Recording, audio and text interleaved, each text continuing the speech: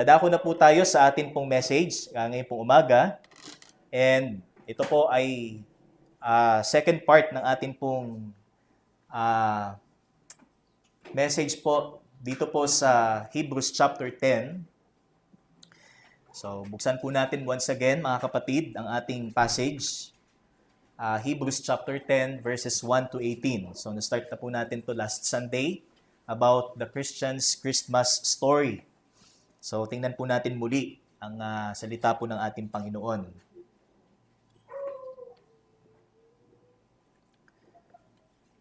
Hebrews chapter 10, verses 1 to 18. Sa Tagalog po ay Aklat ng Hebreo, Kabanata 10, talata 1 hanggang 18. Sige po, tayo po daling tumayo mga kapatid para po sa pagbasa ng salita po ng Diyos. At ito po ang nakasaad sa atin pong passage mula po sa Hebrews chapter 10, verse 1. For since the law has but a shadow of the good things to come instead of the true form of these realities, it can never by the same sacrifices that are continually offered every year make perfect those who draw near. Otherwise, would they not have ceased to be offered, since the worshippers, having once been cleansed, would no longer have any consciousness of sins. But in these sacrifices, there is a reminder of sins every year. For it is impossible for the blood of bulls and goats to take away sins.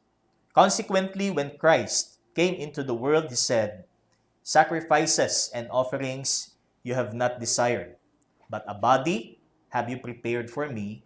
In burnt offerings and sin offerings you have taken no pleasure. Then I said, Behold, I have come to do your will, O God, as it is written of me in the scroll of the book." When he said above, "You have neither desired nor taken pleasure in sacrifices and offerings, and burnt offerings and sin offerings, these are offered according to the law." Then he added, "Behold, I have come to do your will." He does away with the first in order to establish the second. And by that we have been sanctified through the offering of the body of Jesus Christ once for all. And every priest stands daily at his service, offering repeatedly the same sacrifices, which can never take away sins.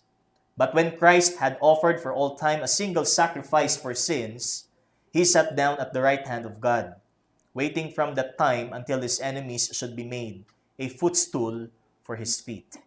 For by a single offering he has perfected for all time those who are being sanctified. And the Holy Spirit also bears witness to us, for after saying, "This is the covenant that I will make with them after those days, declares the Lord. I will put my laws on their hearts and write them on their minds." Then he adds, "I will remember their sins and their lawless deeds no more.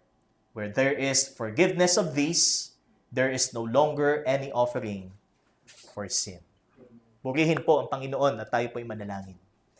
Tunay po, O Diyos, na ang amin pong pagtitipon ngayong umaga ay meron pong haligi or meron pong pundasyon, Panginoon.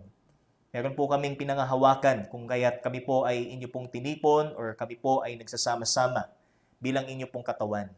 At meron pong isang mensahe na amin pong itinataas sa panahong ito. At ito po ay ang mensahe ng pagliligtas sa pamamagitan ng Kalbaryo.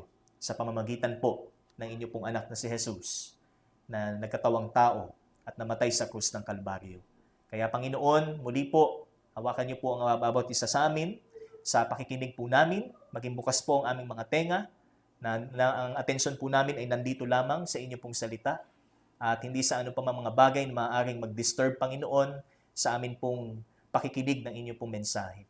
At ang inyo pong lingkod na mensahero, ay inyo pong itago lamang sa likod ng inyo pong kabanalan. Patuloy po itong magdulot ng kagalakan at ng pag-asa sa bawat isa po sa amin. Ang mensaheng totoo at hindi po nagbabago, Panginoon, ay patuloy po naming sundin at ipamuhay kung ano pong makakatotohanan ang nakapaloob po sa inyo pong salita.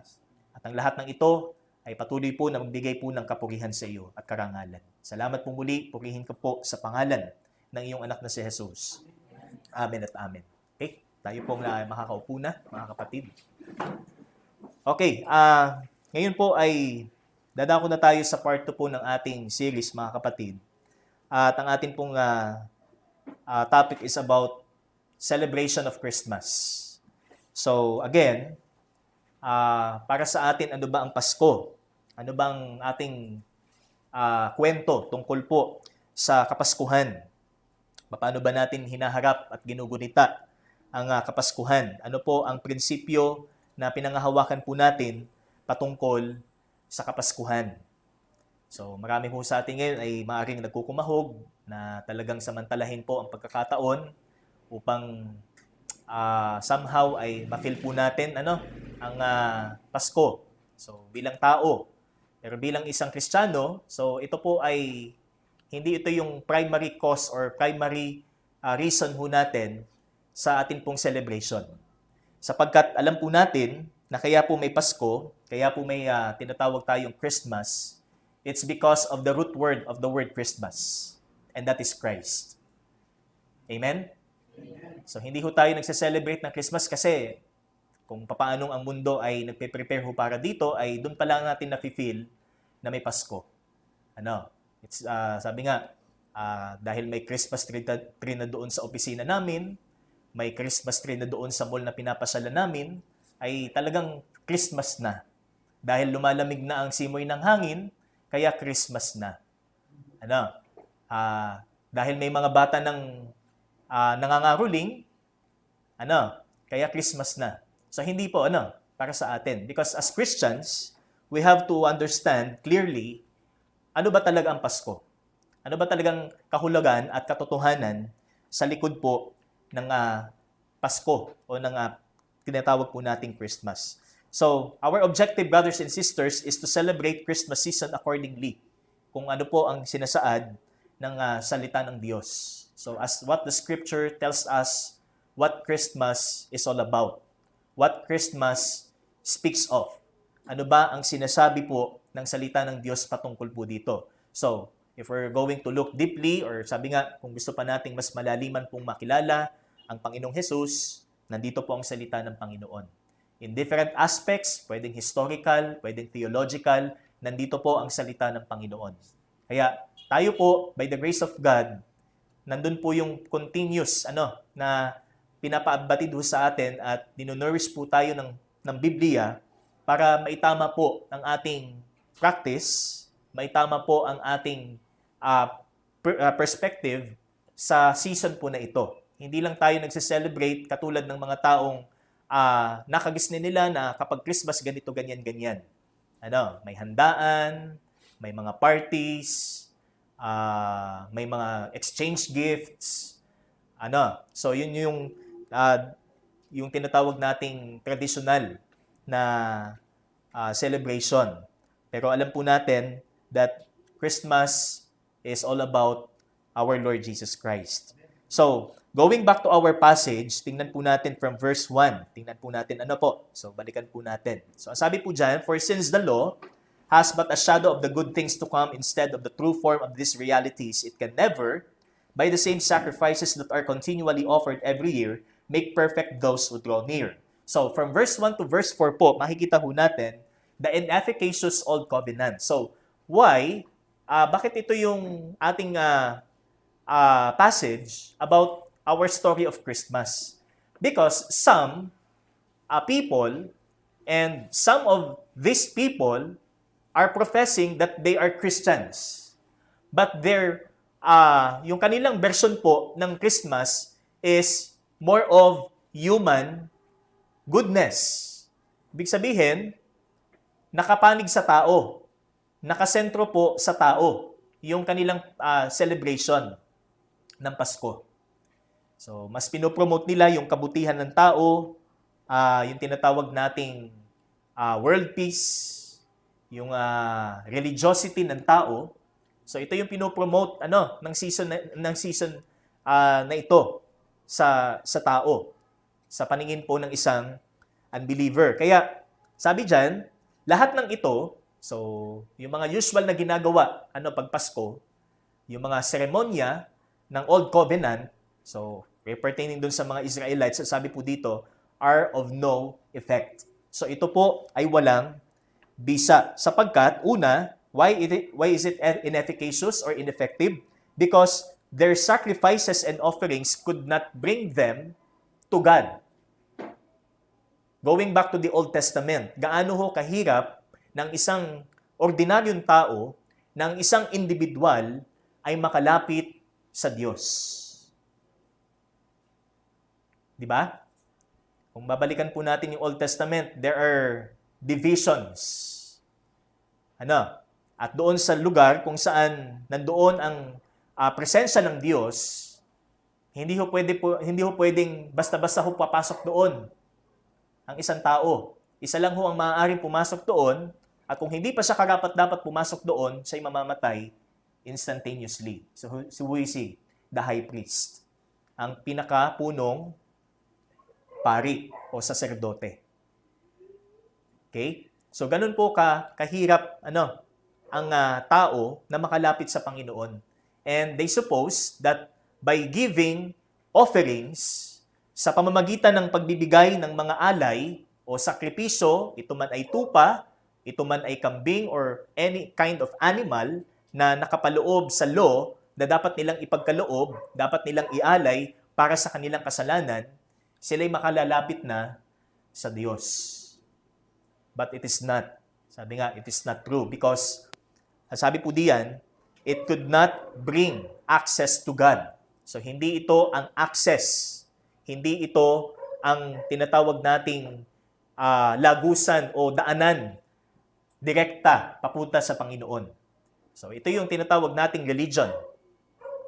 Okay? Ito yung tinatawag nating relihiyon sa panahon po natin na ang inaakala nila, pag ginawa nila yung mga traditional na way ng pagdiriwang ng Pasko, is sila makakalapit sa Diyos. Just like, for example, simbang gabi.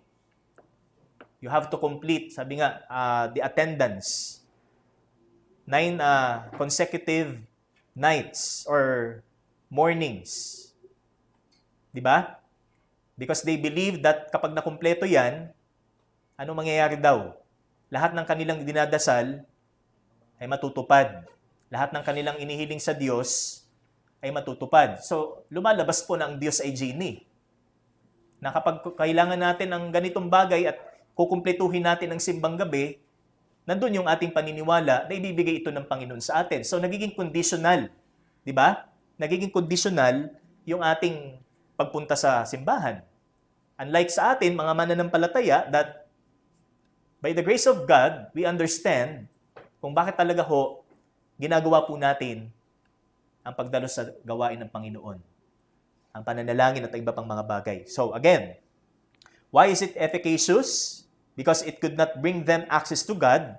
First, they are but shadows. Ito po ay mga anino lamang. Okay? These are but shadows. So these are forms without the substance. So that is the word. The word shadows also mean forms without the substance. Anino, pero wala yung substance na siyang nagkakast ng shadow. They have no idea. Okay? Bagamat alam nila na ito ang nakalagay sa kautusan, na ito ang dapat nilang gawin, but they don't have the idea who is the one who casts that ritual or that ceremony.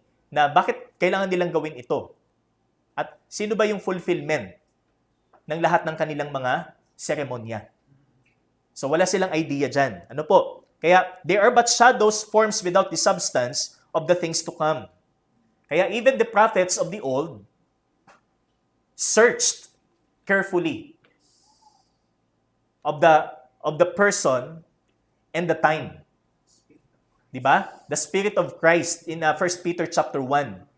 And the glories to follow. So, nandun na puzzle sa kanila. Who and when. Diba? So that is the old. Ano po? And they are not having the very form or the exact representation. So they have, sabi nga, only what they have is the bull, the goat, the lamb. But the exact representation of these, bakit kailangan mamatay, bakit kailangan katayin, Bakit kailangang sunugin? So, wala silang complete replica or figure sa darating. Di ba? Kaya, they're not having the very form. And these rituals could not make them perfect. So, sinabi din po ito sa ating binasa. Verse 1, it can never, by the same sacrifices that are continually offered every year, make perfect those who draw near. Hindi ito makapag-perfect sa kanila. O sa kahit anong paraan ng tao, hindi ito makapag-perfect sa kanila o makapagbibigay sakdal sa kanila. Ano? Kaya yung mga rituals, even nowadays,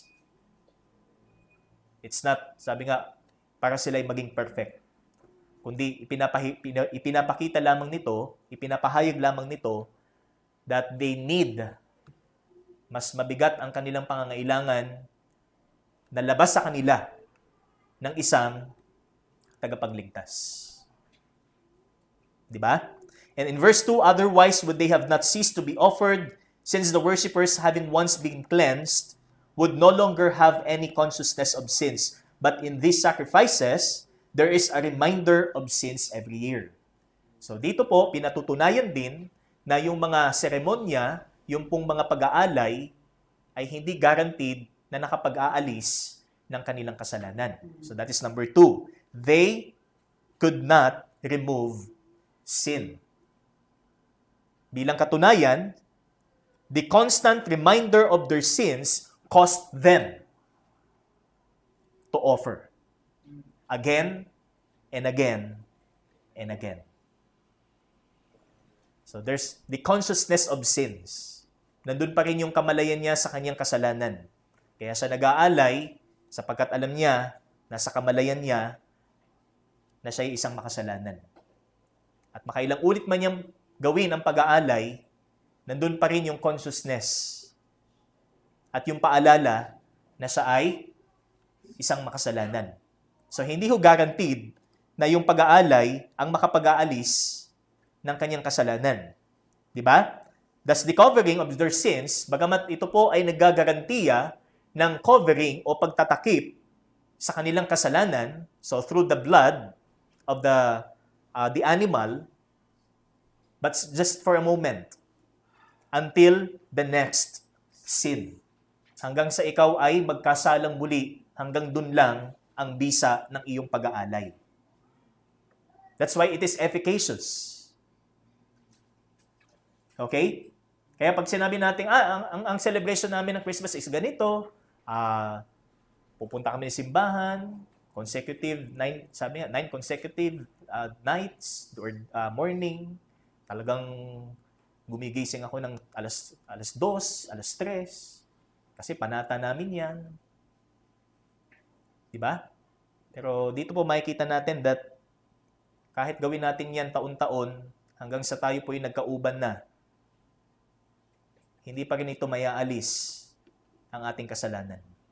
At kahit anong tradisyon po ang ating gawin, na ito'y may kinalaman sa ating relihiyon, may kinalaman ito sa ating paniniwala, it could never take away your sin. Hindi ito makapag-aalis ng iyong kasalanan. Okay? So that is our second. Ano po? They could not remove sin. And letter C, they are but external. So ito ay panlabas. Sa pamamaraang pantao ay panlabas lamang at hindi po tinatawag nating internal. So they are but external because ano po ang inaalay? Ano po sabi dito sa verse 4? For it is impossible for the blood of bulls and goats to take away sins. It is too impossible. So the Bible says, it is too impossible for the blood of bulls and goats. So natatandaan po ba natin last Sunday, so how many lambs were slaughtered every week at the Passover? 300,000. Imagine, every week. Kaya meron pa silang, nag-provide pa sila ng channel, papunta doon sa Brook of Kidron, para doon umagos yung lahat ng dugo ng mga kinatay na tupa. Imagine natin that yung brook na yon ay talagang literally nagiging dugo. Ano ho? Ano talaga siya ng dugo. Nagiging dugo siya. So, makikita ho natin that they are but external. So, isa pang dahilan kung bakit ito ay walang epekto sa isang tao, it's because paano ang hayop ang magiging bayad, paano ang kamatayan ng isang hayop po ang magiging kabayaran para sa kasalanan ng tao. That's why it is impossible for the blood of bulls and goats to take away sins. Hindi nga alam ng hayop na may kasalanan.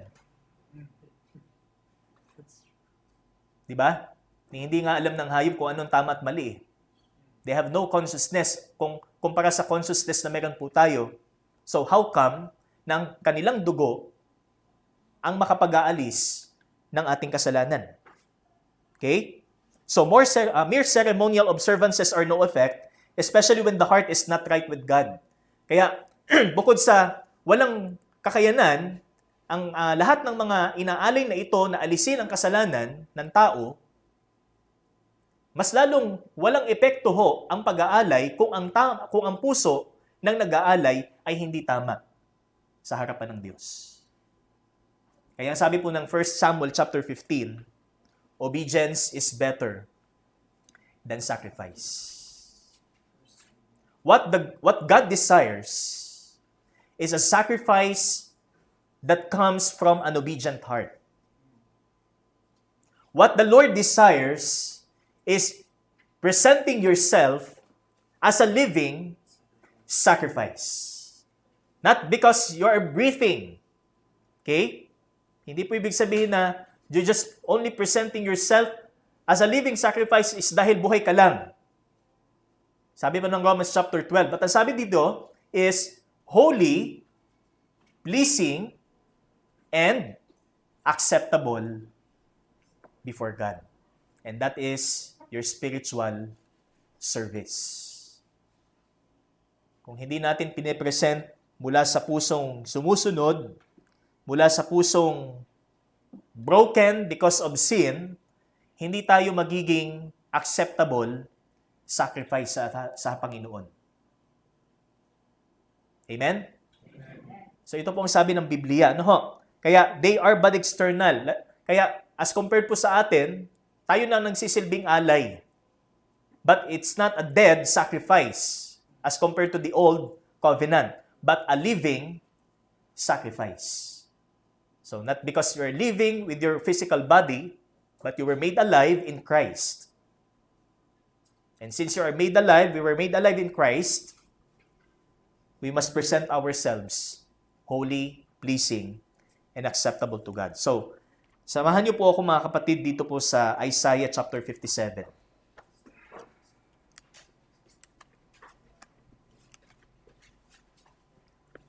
Okay, ang sabi po dyan sa Isaiah 57 from verse 14, so what the Lord desires regarding sacrifices and offerings, makikita po natin din dito sa ating passage, ano po, na binanggit. Isaiah 57 verse 14, and it shall be said, build up, prepare the way, remove every obstruction from my people's way. For thus says the one who is high and lifted up, who inhabits eternity, whose name is holy.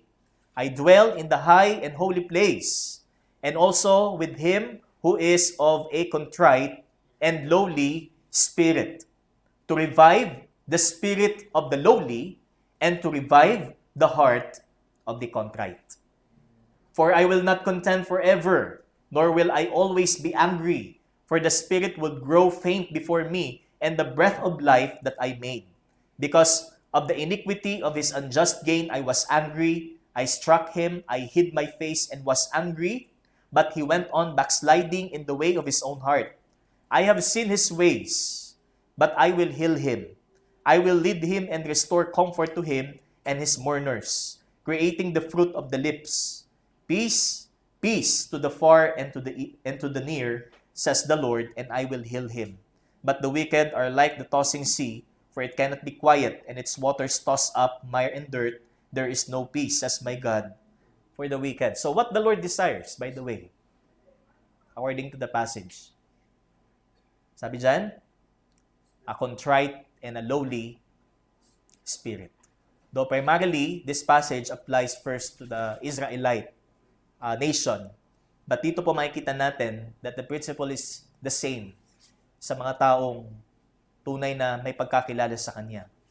Na upang tayo po ay maging kalugod-lugod na alay sa Kanya, sa tuwing tayo po ay dadako sa Kanyang presensya, nandun po na ang ating puso o ang ating espiritu ay mababa at nalulungkot sa kanyang kasalanan. Kaya tayo ba ay narito sa umagang ito with a contrite and lowly spirit? O dahil we have the high spirits and proud. We are being proud sa mga natanggap natin sa buhay. Kaya tayo umaten sa gawain ng Panginoon at ipagmalaki natin. Di ba? That's why these are of no effect unless your heart is right before God. Unless you have the broken spirit, the contrite spirit, and the obedient heart. At hindi po yan mangyayari sa isang tao hanggat hindi niya makilala si Kristo. Okay? So, is your Christmas story having some similarities than that of the Old Covenant? The Bible says it is not what the Lord desires for you to practice. It will turn you to disappointment, and surely you are on the wrong turn. Ito po yan. I-disappoint lang ho tayo ng mga prinsipyong ito o ng mga seremonyang ito sapagkat ang bisa lamang nito ay hanggang kailan ka uli magkasala. Kaya that is our first point, the inefficacious Old Covenant. Any ritual, any concept ng taong labas sa tunay na mensahe ng Pasko ay walang kapangyarihan na magligtas. Okay? So, how human effort and religious system could bring people near to God? And what is the sense of doing good if your heart is not good before God? Pwede ka ngang gumawa ng mabuti, pero anong idudulot sa iyo ng mabuting gawang ito? Sapagkat ginagawa din ito ng mga makasalanan. Di po ba? In Luke chapter 6, sinabi po ng Panginoon, kung ang katwiran natin ay basta ikaw ay maging mabuting tao lamang o gumawa ka lang ng mabuti, ano ang magiging pakinabang nito sa iyo? Sapagkat may kakayanan din ang mga makasalanang gumawa ng mabuti. Di ba?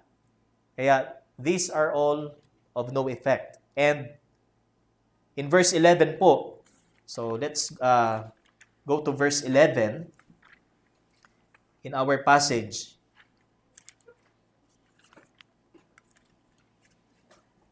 Hebrews 10:11. And every priest stands daily at his service, offering repeatedly the same sacrifices which can never take away sins. Not only the sacrifices and the offerings that were performed repeatedly in the Old Covenant are of no effect. So, tinutukoy din po that even the priests, so ang tinutukoy na dito is the person who performs the sacrifice. Neither the sacrifice or the one who performs the sacrifice could take away sin. Okay? That's why our fourth is that they or the priests could never take away sins either. In verse 11. So this speaks of the Levitical priests. Okay? So from the sacrifices, the writer of Hebrews turned to the Levitical priests whose service is also ineffective. So, kung ikukumpara po natin ang ginawa o ang gawa ng isang saserdote sa Lumang Tipan o sa Old Covenant, they have to stand continuously, okay, until the ritual is completed. Hanggang sa makumpleto po yung lahat ng pag-aalay, hindi ho pwedeng umupo yung saserdote o yung priest. Kailangan niyan tumayo for the whole time. Okay? So ganun po yung trabaho po ng priest. So this is very masasabi nating medyo nakakapagod sa part din po nung priest because ilan ho ang kanyang tinatanggap na alay? Hindi lang ho isa eh. Kung sa isang tao lamang, hindi lang ho maaaring isa ang kanyang ibigay. Ilan ho mga Israelites noong panahon na yon? Okay? Millions. At ilan lang po ang mga saserdote sa loob po ng templo. So from the tribe of Levi, thousands. So, imagine the ratio. Ang isang saserdote is equal to ilang Israelite. Okay? Kaya mabigat po para sa kanila that they have to stand the whole time hanggang sa matapos yung buong seremonya. But, ano pong sabi dito sa ating text? It can never take away sin either. Kahit yung tagal ng pagkakatayo ng pari o ng saserdote ay hindi makapag-aalis ng kanyang kasalanan o ng kasalanan nung nag-alay. Hindi yung sincerity o yung determinasyon na gawin ng priest yung kanyang trabaho ang makapag-aalis ng kasalanan. Okay? Kaya ang sabi dyan, they could never take away sins. They kept standing as long as the rituals is being performed can never take away sins. Their repetitious actions cannot take away sins. Kahit paulit-ulit nilang gawin, it can never take away sins. Kahit linggo-linggo nilang gawin, kahit araw-araw nilang gawin, kahit buwan-buwan nilang gawin, kahit taon-taon nilang gawin, it can never take away sins. Just like nowadays. Bakit kailangan paulit-ulit? Bakit ang panalangin kailangan paulit-ulit?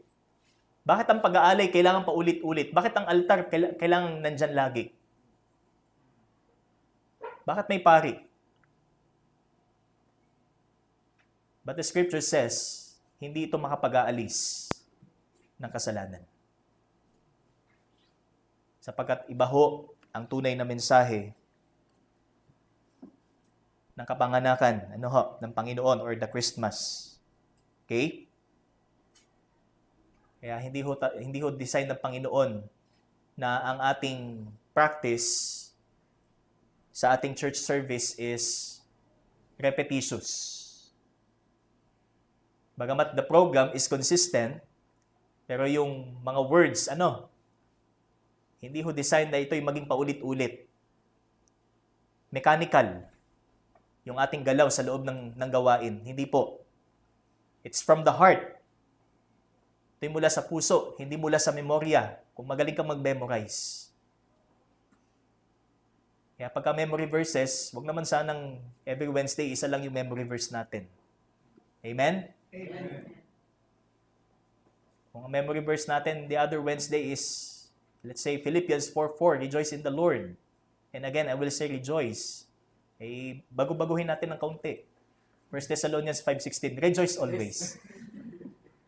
At least nandun pa rin yung rejoice. Pero at least, dito ho natin makikita yung depth ng ating pagkakilala sa Panginoon. That the Word of God is talagang naka-rooted sa atin. Hindi lang sa ating isip lang. Meron pang isang istorya ho. So, ito na may parang lamang. Habang nagmimisa daw po yung isang pare, nakakita ho siya ng 5 piso. So, habang nagmimisa. So, dinamputo niya yung 5 piso, itinaas ho niya. At ang sabi ng pare, kanino itong 5 piso? So, sumagot po yung kongregasyon, Amen. So, parang ginawang katatawanan, pero it's some kind of reality din because their ceremonies and rituals, as the Bible says, cannot take away sin. Hindi ito makapag-alis ng kasalanan. Yung pagkakawang gawa, yung kabutihang loob, yung pagkakaisa, hindi ito makakapag-alis ng kasalanan. Okay? So, that's why here's the bottom line. Any human activity and person outside of Christ is not our story of Christmas. Hindi ito ang maging hindi ito sana ang kwento natin ng Kapaskuhan. Na nakafocus ho sa kabutihan ng tao, sa positivity, or world peace. These are not the real story of Christmas. Bagamat ito din po ay concern ng Panginoon. Okay? Without Christ, we celebrate Christmas the same as the pagans do. Without understanding the root word, without knowing the root word of the word Christmas, we celebrate Christmas just like the pagans. So, bagamat may nagsasabing, kaya hindi kami nagsa-celebrate niya kasi pagan yung Christmas na yan eh. Di ba? But for us, we celebrate because of Christ. Amen? Amen. It's not because of the pagan way of celebration, but because of Christ. Who is the message? Who is the real reason to celebrate? Kaya wag sanang halimbawa, tayo nakakilala na sa Panginoon, ang mas ipinapakilala pa natin sa ating mga anak ay si Santa Claus. O sino mang figure na sikat pag Pasko. Baka mas kilala pa ng mga anak natin si Rudolph, si Jose Marichan, si Frosty the Snowman. Baka yan pang mas kilala ng ating mga anak kumpara sa Panginoong Hesus.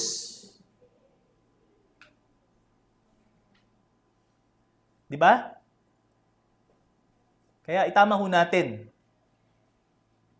at i-share ho natin sino ba ang nasa likod ng Kapaskuhan. And that is Christ. So katulad nga nung na-experience ng aking anak, na weird da. Sabi nga, weird daw na si Santa Claus daw hindi totoo. So sabi, yan ang mundo ngayon eh. Ang yakap ng mundo ngayon is kung ano yung uso, kung ano yung sikat. At pag ikaw ay sumalungat, yan. So kung ano ng mga terminology ang maririnig mo, Okay, so going to our next point, number 2. Okay, tingnan po muna natin sabi diyan. The efficacious new covenant. So that is from verse 5 hanggang verse 10. And from verse 12 to verse 18. Okay, sabi diyan, consequently, when Christ came into the world, He said, sacrifices and offerings you have not desired, but a body have you prepared for me. In burnt offerings and sin offerings you have taken no pleasure. Then I said, behold, I have come to do your will, O God, as it is written of me in the scroll of the book. So that is our second heading, the efficacious new covenant. So, kung ang old covenant, lahat ng mga ritual ay hindi guaranteed na makapag-aalis ng kasalanan at magliligtas, what about the new covenant? Ano po ang sabi dito? It is effective, efficacious, empowering, because in verse 5, Christ came into the world. Dumating si Kristo. Dumatal ang hari. Kaya pag tayo po'y umaawit ng mga awiting tungkol sa Christmas or kapanganakan ng Panginoon, dapat talagang nandun yung ating joy. Talagang galak na galak tayo kasi totoo. Ipinanganak siya. Hindi ito alamat. Hindi ito kwento-kwento lamang. Hindi ito hoax. Hindi ito fake news. Sinabi po ng Biblia that Christ came into the world. That Christ is born in Bethlehem. Ipinanganak po siya. So, now as the rituals are shadows of the things to come, who is the one who casts it? Who is the substance of those ceremonies in the Old Covenant? Who is the very form? Who is the icon of those rituals? And why the New Covenant is efficacious? Why the New Covenant is effective? It's because Christ came into the world. It's because of the one who came into the world, and that is Christ. Pumarito po ang ating Panginoon. So, hindi ho nanatili lamang ang Diyos sa langit.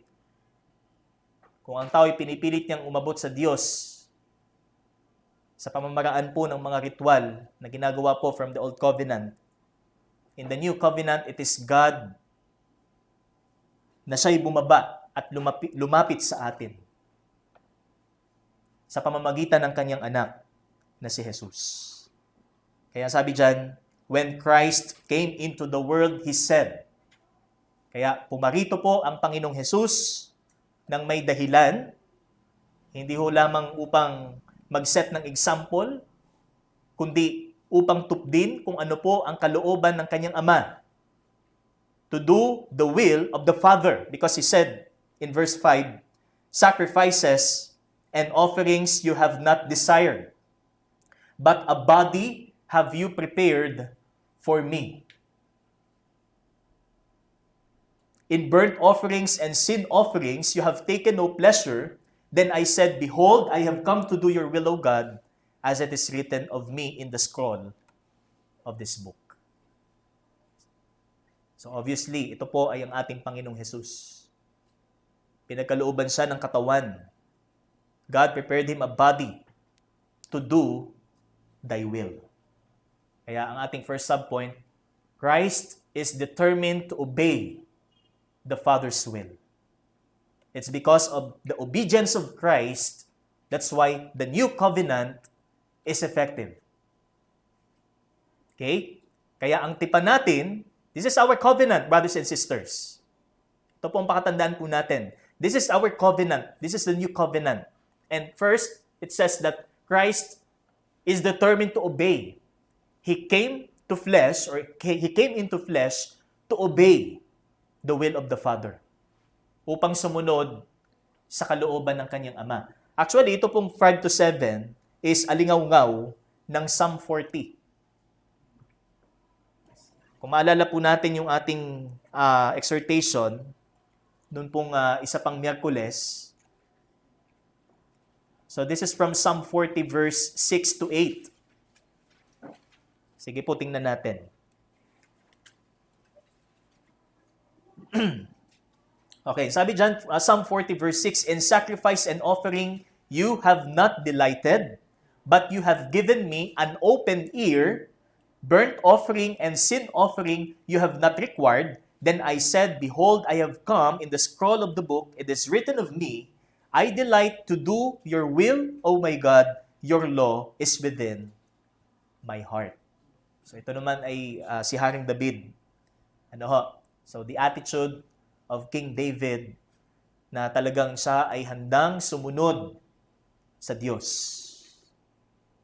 It doesn't matter kung may kakayanan siyang magbigay o mag-alay o maghandog, but what is important here is yung obedience, yung masunuring puso na talagang gusto niyang sumunod sa Panginoon. At yan din po ang kalooban ng ating Panginoong Jesus sa kanyang pagkakatawang tao. Kaya kung mababasa po natin in the book of John, mostly ang mababasa po natin is, I speak not on my own authority, but of the authority of the one who sent me.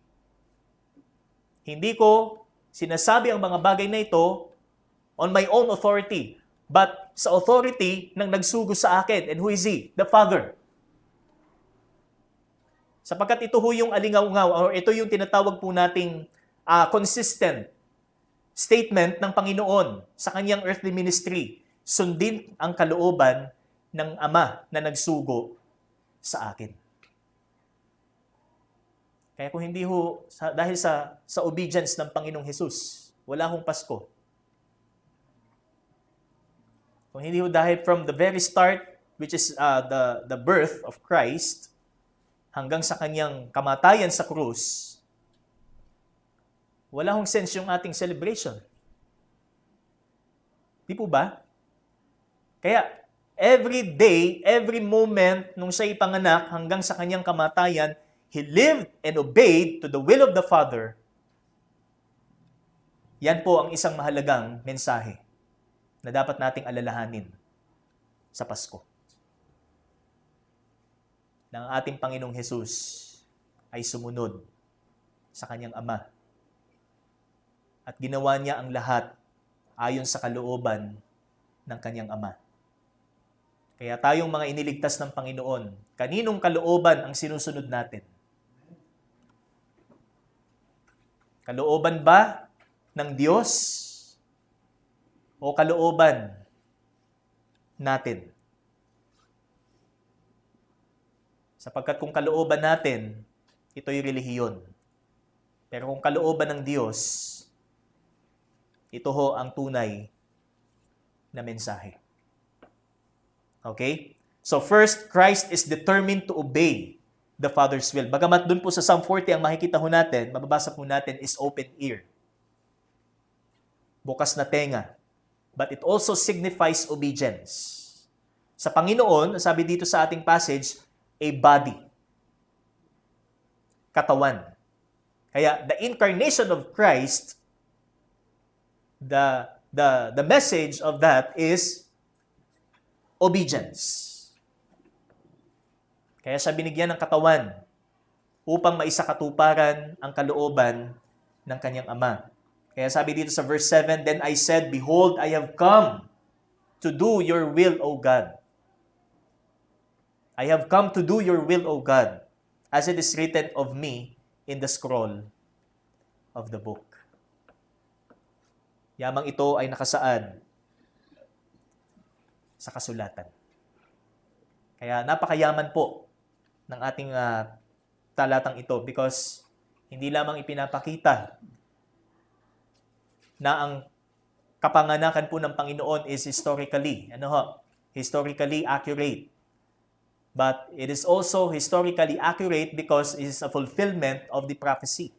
Ito'y katuparan ng propesiya. Just like when we read in the book of Matthew chapter 1, ano pong sabi doon? Kaya Jesus ang ipangalan mo sa sanggol, sapagkat siya ang magliligtas sa kanyang bayan, sa kanilang mga kasalanan, at ito din ay katuparan ng sinabi ni Propeta Isaias.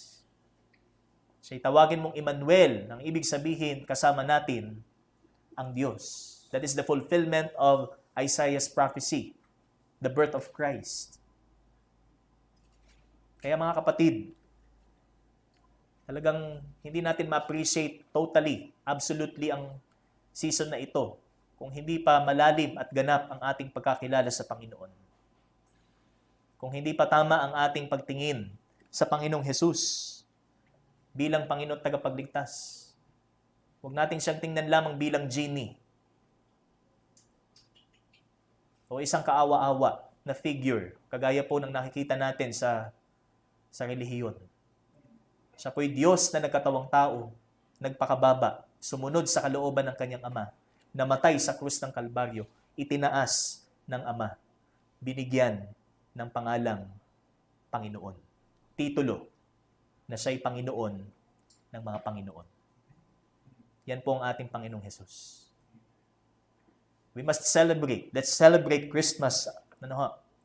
Ipagdiwang po natin ang Kapaskuhan ng may tamang pagkakilala sa Kanya. Tamang teolohiya. Tamang pagkaunawa. Okay? So for our next subpoints po mga kapatid. So from verse 8, When he said above, you have neither desired nor taken pleasure in sacrifices and offerings and burnt offerings and sin offerings. These are offered according to the law. Then he added, Behold, I have come to do your will. He does away with the first in order to establish the second. So our next subpoint is that Christ replaced the old covenant. That's why the old covenant is no longer reliable. Amen? Because Christ replaced it. Okay? Sino ang nag-ratify ng new covenant? It's no other than the Lord Jesus Christ. He died on the cross. He shed His blood for our forgiveness. Para sa kapatawaran po natin. That's why He replaced the old covenant. Kaya wala na ang luma, pinalitan na. Ano ho? At hindi lang basta pinalitan, talagang pinagtibay na ito ho ang tipan na magdadala sa kalangitan. Ano po? Ito ang tipan na magdadala sa isang tao sa kalangitan. At ito po ay ang ating Panginoon. He does away with the first. So the first here is the Old Covenant for the establishment of the second. So that is the New Covenant. Amen? Amen. Kaya mga kapatid, patuloy nating ikwento ang Pasko kung ano po ang sinasabi ng Biblia, hindi kung ano yung haka-haka lamang at nakagisnan ng ating memorya o ng ating alaala. Sa Biblia ho nating tingnan kung ano po ang tunay na Pasko at paano dapat natin ipagdiwang ito. Okay? So next, Christ sanctified the believers. So that is in verse 10 down to verse 18. So yan pong D, that Christ removed our sins.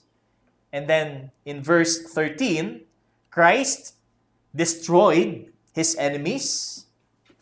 Verse 14, Christ perfects his saints forever. Verses 15 to 17, Christ fulfills the promise of the new covenant. And verse 18, Christ completed the work of sacrifice. So ito po itutuloy po natin next Sunday sa kalooban po ng Panginoon. Kaya mga kapatid, since Christmas is the commencement of the fulfillment of God's redemptive plan, why don't we celebrate it? Yamang ang Pasko ang simula ng katuparan ng plano ng pagtutubos ng Panginoon, bakit hindi natin ipagdiwang? Amen. Kaya magdiwang ho tayo. Pagdiwang ho natin. He came into the world with a purpose. May dahilan. Kaya siya naparito sa lupa. Kaya kung halimbawa, Pastor, how about decorations? Well, it doesn't affect your relationship with the Lord Jesus. What is important is to celebrate Christmas nang may tamang pagtingin kay Kristo. Ano ha? Kaya hindi naman sinasabing, bawal yan. Di ba? Pag nakita ka ng halimbawa, Christian church na, bakit sila may ganun? Nagde-decorate sila, tayo hindi. Well, wala naman po sa Biblia yung huwag mag-decorate, but the important is the message. The essence behind of decoration. Kaya, halimbawa, sabi nga, pag may nakita tayong dekorasyon dito sa church, ay huwag sanang, wag lang si Santa Claus. Pero kung yan ay Christmas tree or mga garlands or ano pa, mga Christmas ball. So, wala pong problema yun actually. Kasi alam naman natin ang tunay ng kahulugan ng Pasko eh. Pero kung tayo ay isang pagano, of course, normally ginagawa natin yan. Si Santa Claus pa yun nasa taas. Siya pa yung pinaka-star. Okay? Kaya, mga kapatid, itama ho natin, ang season, kung paano natin tingnan ang dahilan kung bakit may Kapaskuhan. At yan po, ay walang iba kundi ang ating Panginoon. Purihin ng Panginoon tayo manalangin. Salamat po Diyos sa iyong salita. Salamat po sa tunay na kahulugan ng inyong pong pagparito. Salamat po sa purpose ng inyong pong pagkakatawang tao. Salamat po sa kaligtasan. Salamat po sa inyong pong obedience, Panginoong Hesus. Tunay na ito po ang pinanghawakan po namin kung kaya't kami po ay may kagalakan, ay pagdiwang ang mensahe ng inyong pong kapanganakan. At ang lahat ng ito ay patuloy po na magbigay daan upang may pamalita din po namin ang pagliligtas po ninyo, Panginoon. Sa kung papaano ding ang mga anghel ay siyang tinawag ninyo upang ipamalita din ito, O Diyos. That your birth brings good news, Panginoon, of peace and salvation. Kaya salamat po, pinupuri ka namin sa lahat ng ito. Sa pangalan ng iyong anak na si Jesus. Amen. Amen at amen. Purihin po ang Panginoon.